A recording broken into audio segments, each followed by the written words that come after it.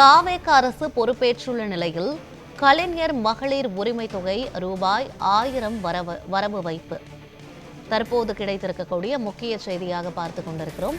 தாவேக அரசு பொறுப்பேற்றுள்ள நிலையில் கலைஞர் மகளிர் உரிமை தொகை ரூபாய் 1000 வரவு வைக்கப்பட்டிருக்கிறது. முக்கிய செய்தியாக பார்த்துக் கொண்டிருக்கிறோம். திமுக அரசினுடைய முக்கிய திட்டங்கள் தாவேக ஆட்சியிலும் தொடரும் என முதலமைச்சர் விஜய் அறிவித்த நிலையில் தற்பொழுது தாவேக அரசு பொறுப்பேற்றிருக்கும் இந்த நிலையில் கலைஞர் மகளிர் உரிமை தொகை ரூபாய் 1000 வரவு வைக்கப்பட்டிருக்கிறது. இதுகுறித்த கூடுதல் விவரங்களை செய்தியாளர் லக்ஷ்மணன் வழங்கி கேட்கலாம்.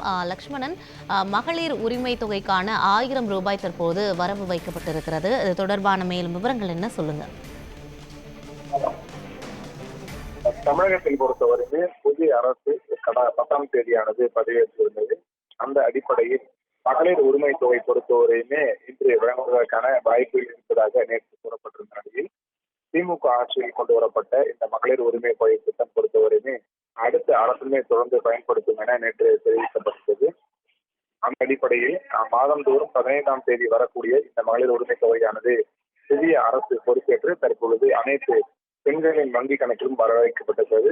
அந்த வகையில் திமுக வாக்குறுதிகளாக பார்த்தோம் என்றால் மகளிர் உரிமை தொகை மாதந்தோறும் 1000 ரூபாய் வழங்கப்படும் என கடந்த ஆட்சியில் அவர்கள் தெரிவித்திருந்தார்கள். அந்த வகையில் 1,31,00,000 பெண்களுக்கு தமிழ்நாடு முழுவதும் இருக்கக்கூடிய நபர்களுக்கும் இந்த 1000 ரூபாய் 15ஆம் தேதி மாதம் வரவு வைக்கப்பட்டு வந்தது.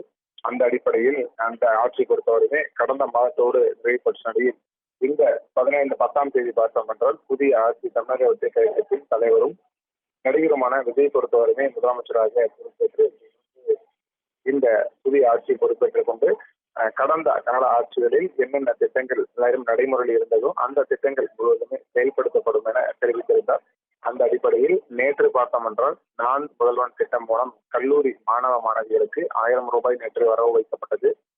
அந்த அடிப்படையில் மகளிர் உரிமை தொகை பொறுத்தவரையுமே எல்லோருக்கும் வழங்கப்படுமா என்று குறித்து தொடர்ந்து ஒரு கேள்விக்குறி இருந்து வந்த நிலையில் அந்த கேள்விக்குறிக்கு தமிழக அரசு ஒரு பதிலும் அளித்திருந்தது. என்னவென்று பார்த்தால் இந்த மகளிர் உரிமை தொகை வழங்குவதற்காக கால அவகாசம் வழங்க வேண்டும் என தொடர்ந்து அவர்கள் தரப்பிலும் தெரிவிக்கப்பட்டிருந்தது. அந்த அடிப்படையில் இந்த வாரத்தை தாண்டி, அதாவது இன்னொரு 4-5 நாட்களுக்கு பிறகு அடுத்த வாரம் இந்த மகளிர் உரிமை தொகை பொறுத்தவரை வழங்கப்படும் என எதிர்பார்க்கப்பட்ட நிலையில், ஆனால் 15ஆம் தேதி சரியாக கடந்த ஆட்சிகளில் வழங்கப்பட்டது போல் இந்த ஆட்சிகளிலும் இந்த மகளிர் உரிமை தொகையானது இன்று 1000 ரூபாய் ஆனால் இந்த பெண்களின் கணக்குகளுக்கு வர வைக்கப்பட்டிருக்கிறது. குறிப்பாக தமிழ்நாடு முழுவதும் 1,31,00,000 பெண்களுக்கு இந்த 1000 ரூபாய் வழங்கப்பட்டிருக்கிறது என்பது குறிப்பிடத்தக்கது.